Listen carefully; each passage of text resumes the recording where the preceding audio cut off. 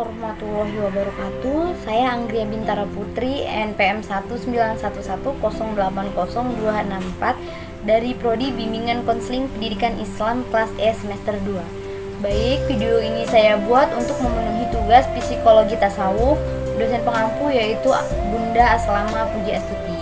Di sini saya akan menjelaskan tentang penyakit hati dan penyakit jiwa yang meliputi ciri-ciri hati yang sehat dan ciri-ciri hati yang sakit. Yang pertama saya akan menjelaskan tentang pengertian penyakit hati. Jadi penyakit hati ini dalam perspektif Islam yaitu dapat diidentikan dengan beberapa sifat buruk atau tingkah laku tercela seperti dengki, iri hati, arogan, emosi, dan lain sebagainya. Kemudian Hasan Muhammad Asyarqawi ini dalam kitabnya membagi penyakit hati ini dalam 9 bagian. Yang pertama ada pamer, marah, lalai, lupa, frustasi, rakus, terperdaya, sombong, dengki, dan iri hati. Nah, kemudian ada pengertian penyakit jiwa. Jadi pengertian penyakit jiwa ini dalam perspektif Islam adalah padamnya dan lemahnya nur ilahiyah yang menghidupkan kecerdasan hakiki dalam diri seorang hamba, sehingga ia sangat sulit melakukan adaptasi baik dengan lingkungan vertikalnya maupun dengan lingkungan horizontalnya.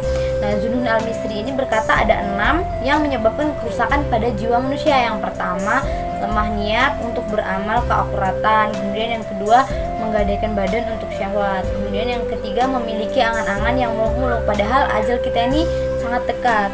Nah, kemudian yang keempat, mengutamakan ridho makhluk daripada ridho khalik. Yang kelima, mengikuti hawa nafsu dan mengempaskan sunnah Nabi Shallallahu Alaihi Wasallam. Kemudian yang keenam, menjadikan sedikit kekeliruan ulama dulu atau salaf untuk hujah pada dirinya atau mengubur perilaku kebaikan pada dirinya.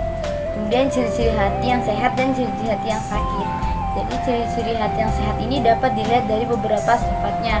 Yang pertama, zuhud. Zuhud ini adalah lebih mengutamakan cinta akhirat daripada cinta dunia.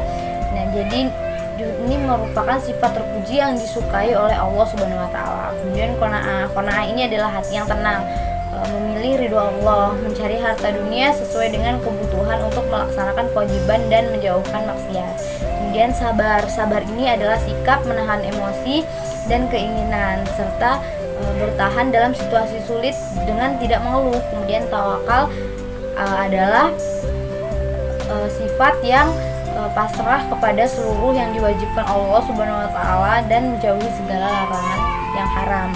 Kemudian mujahadah. Mujahadah ini adalah bersungguh-sungguh sekuat tenaga dalam melaksanakan perintahnya dan menjauhi larangannya. Kemudian ridho. Ridho ini adalah sikap menerima segala ketentuan Allah, tenang dalam menghadapi cobaan dan senantiasa berusaha dan tidak putus asa.